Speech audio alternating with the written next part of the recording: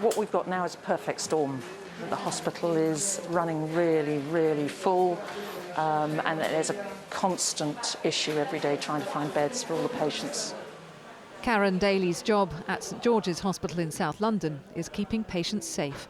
Over the last month, this trust has repeatedly reached its highest level of alert, something that doesn't usually happen until winter pressure is at its height. It actually feels quite scary for our staff, I think. Normally we'd be in that position for a few days in sort of January and February, and then we would be running more smoothly with more capacity. How can we keep going at this speed, right through winter, because it's really, really tough. Currently, just 2 wards are COVID patients. It's people with other illnesses that now fill the emergency department's cubicles. In each of these rooms in A&E are patients with all manner of different problems. Now, it helps that the numbers coming in with COVID are coming down at the moment, but we can't just point to those figures and say, oh, fine, the NHS can cope. Right, so where's this?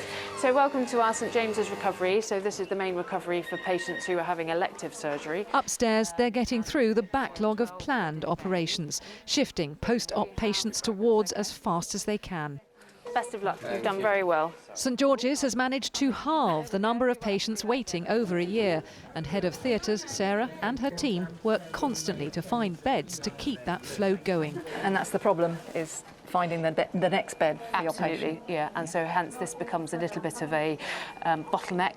They even built 4 new operating theatres on a car park that have got through 1,600 day cases. But the biggest barrier to catching up more quickly is not having enough staff. It's been unrelenting, really, and I think many areas are under-resourced. We continue to work safely, but I think that's we're requiring many staff to work extra hours. We feel like we've made a headway, but we're still well aware we've got a way to go. And to keep chipping away at the waiting list, COVID admissions must keep falling, plus flu can't take off. And you're OK with needles? Vaccination is the key to that. At the walk-in clinic, Toyin is giving flu jabs and COVID boosters, but she dearly wants to see, and sometimes does still get, people wanting their first COVID jab. Even if you come forward now as a first timer, there's no judgment.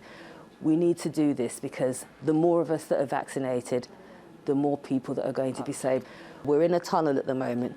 We can see that light, but we can't actually get there, because we do still need more people to have that vaccine.